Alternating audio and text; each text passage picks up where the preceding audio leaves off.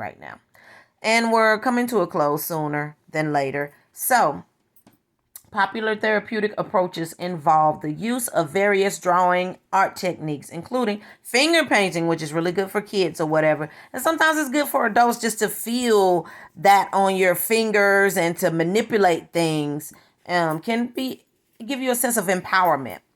Mask making, the blob and wet paper technique, the kinetic family drawing technique, the squiggle drawing game, sometimes used in other therapeutic approaches, especially with children. And I'm not well versed in all of these, but these are just some different approaches or techniques used in expressive arts therapy. So let's see what else. Okay, so the therapeutic impact on expressive arts therapy is focused in four major areas. Number one is expression. So a way to express yourself that's not necessarily verbal, because not everybody is an extrovert where they're comfortable and used to and outgoing with being verbal and talking to people and expressing themselves, talking about their emotions and things of that nature. If you're introverted, then you may need to find other or alternate ways of expressing yourself, like letter writing or leaving voice messages or something of that nature. So it's just the first area is focusing on expression, different ways to express yourself. The second one is imagination, because what's in your mind, what's in your thoughts, what does this mean to you? What does this make you recollect or recall? What does this put you in the mind of? So your imagination. Active participation. If an individual is not, doesn't really want to talk or whatever, they may want to play a game of cards, and they may decide to open up while they're playing cards or while they're manipulating Play-Doh or while they're drawing something. And sometimes they're more open if they're, like I said, they're doing something that's pleasurable that they like to do anyway. And now you can ask them questions and then maybe dig a little deeper into their thought processes or what they're going, or their emotions or how they're feeling.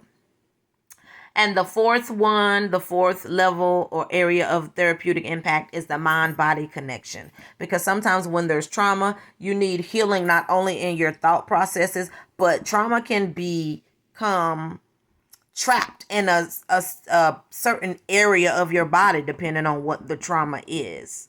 So it's just important that mind-body connection is also brought into the equation.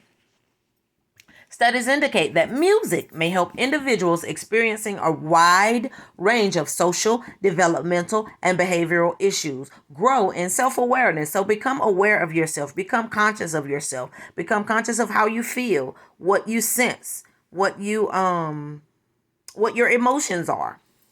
And become self-confident, because when you're aware of who you are, then you're more confident in who you are as well, and you're able to express yourself to other people. Usually you're able to explain why you feel the way that you feel and why you are justified in your feeling or whatever, or your approach, and learn new ways and concepts. So expressive arts therapy has also successfully help children experiencing hyperactivity. So help them to calm down because they're focused on doing something or focused on the task at hand.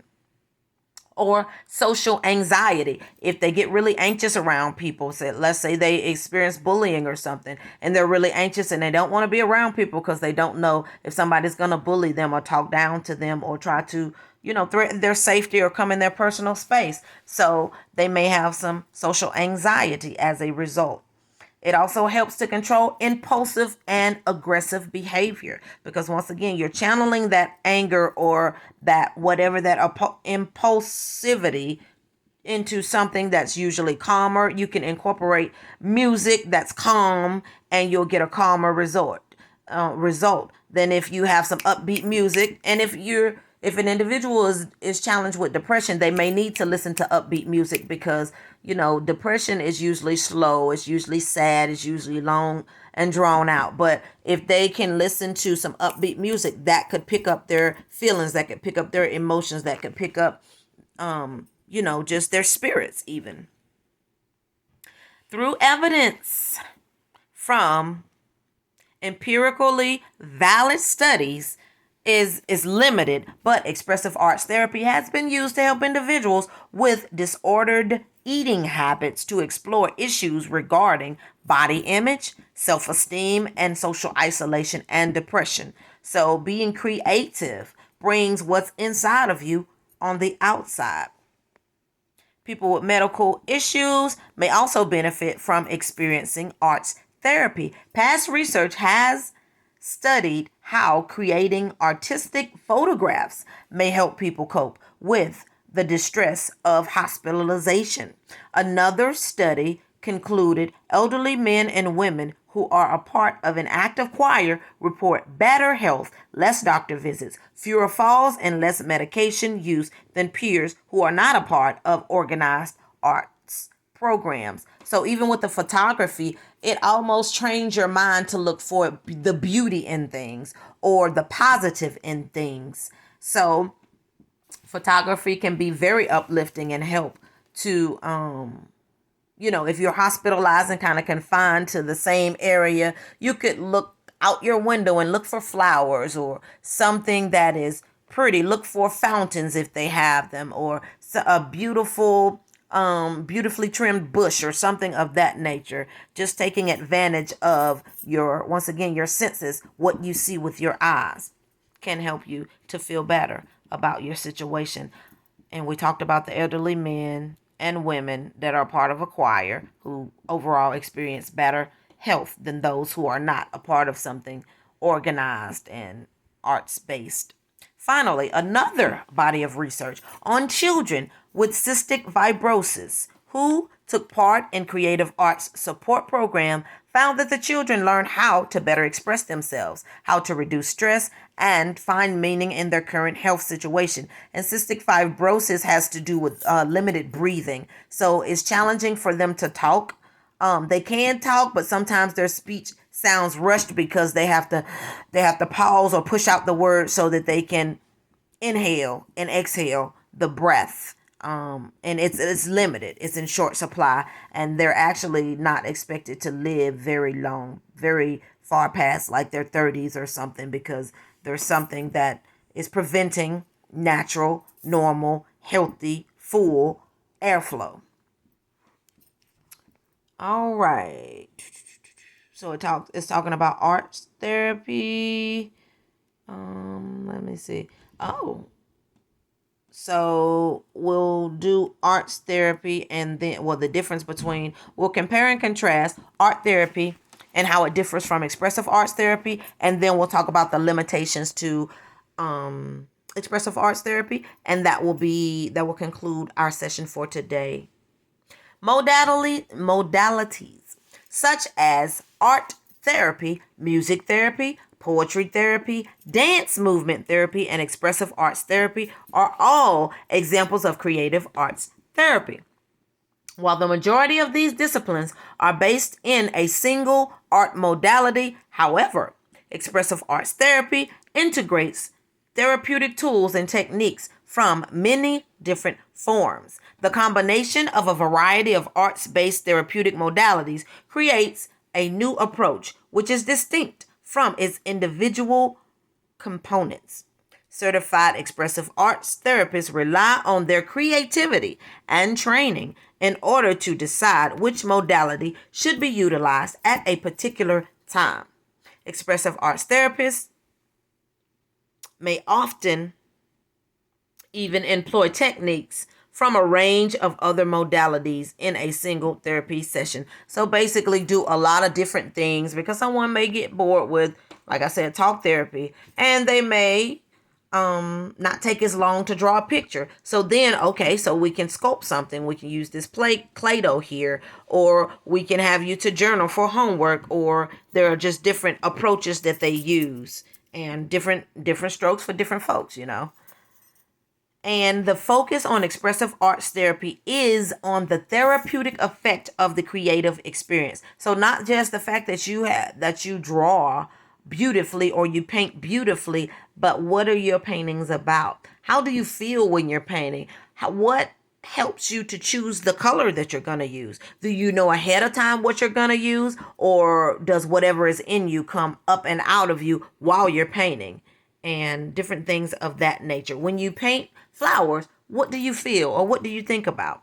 When you paint animals, what do you feel or what do you think about? When you paint people, what do you feel or what do you think about? What do you spend the most detail in, or most time on? What part of your drawing or painting do you feel is most challenging? And things of that nature. So you can delve further into the why or the reasons why the individuals are doing what they're doing at the time.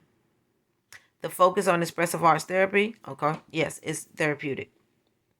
It highlights the human capacity to transform thoughts, emotions, and experiences into tangible shapes and forms.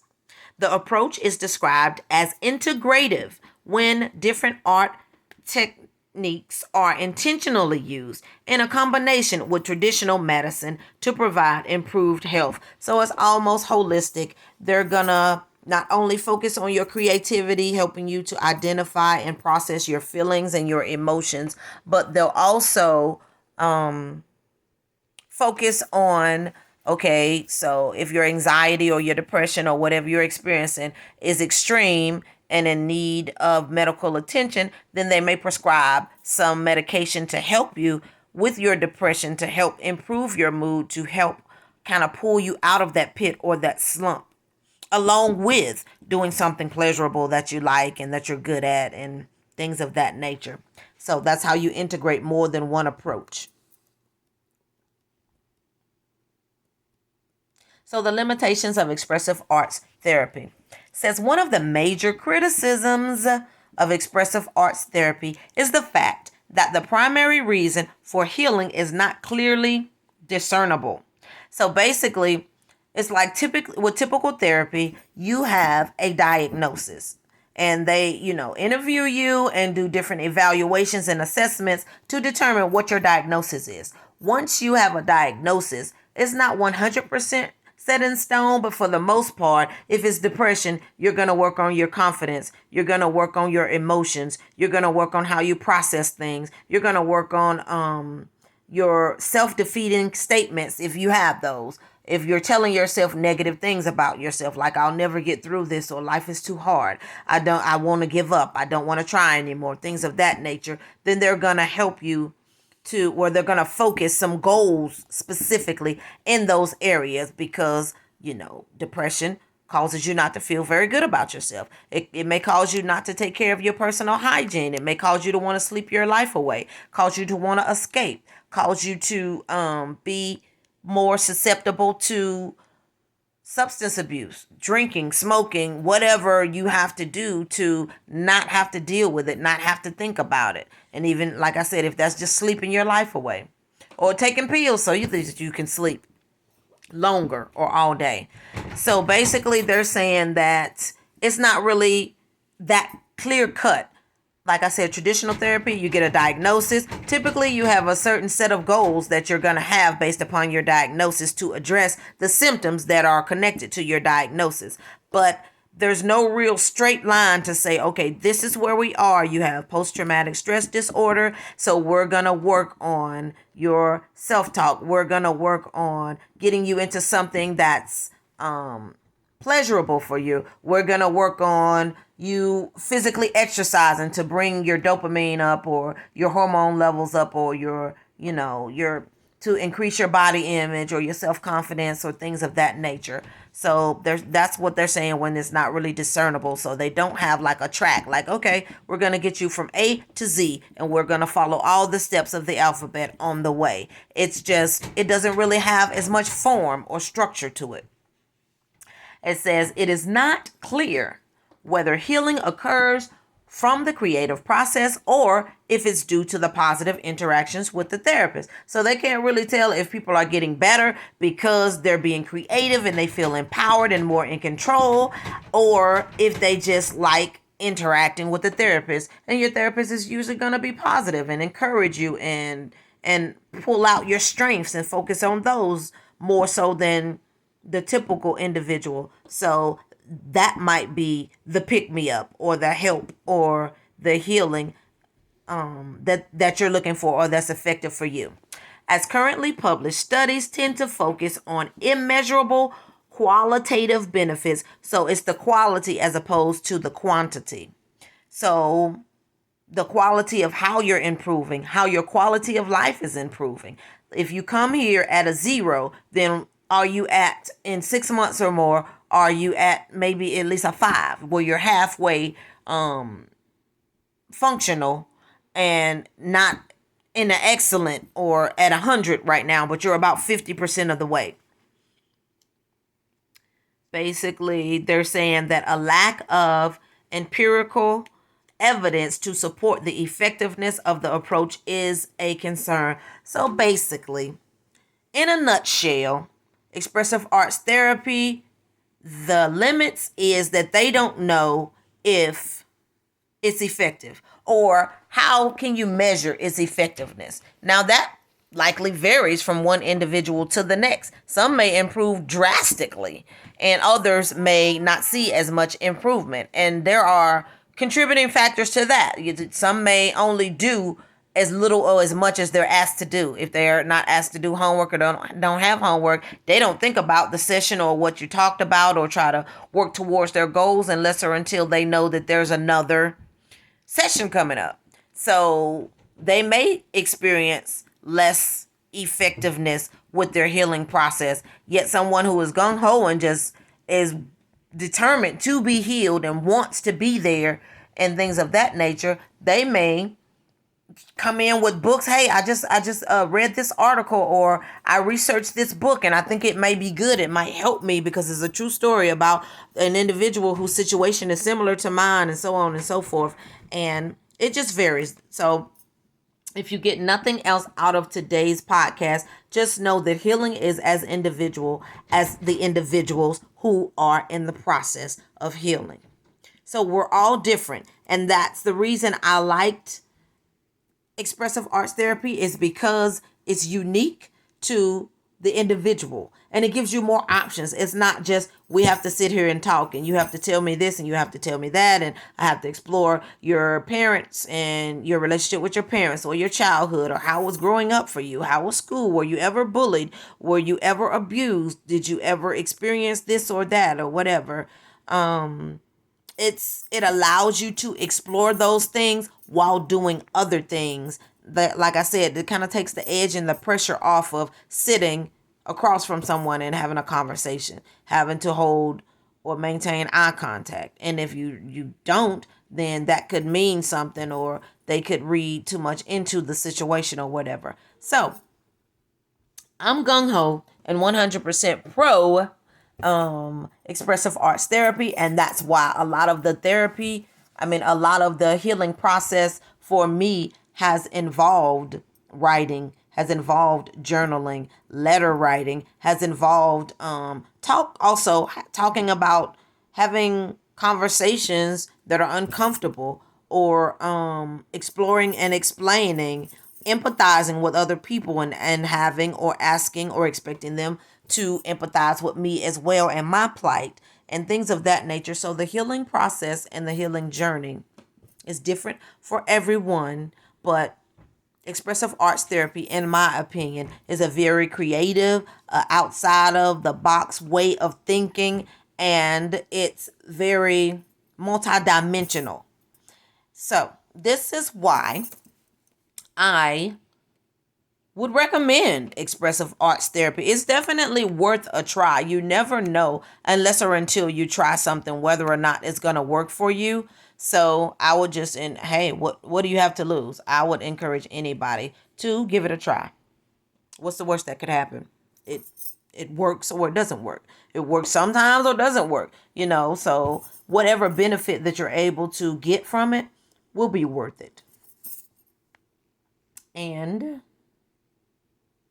until next time, know that God and only God has the final say so about where you are, where you've been, and where you are going. You are simply in the process of becoming what and who God has purposed, ordained, and predestined for you to become. Before the foundations of this world, it was established.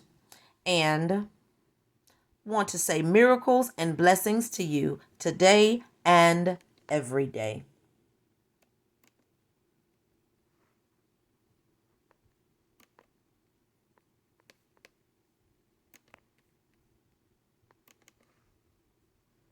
So I'm having a little technical difficulties getting the outro started. And if it doesn't start here soon, then I am going to just, there we go. Bless the Lord. Okay. Keep going.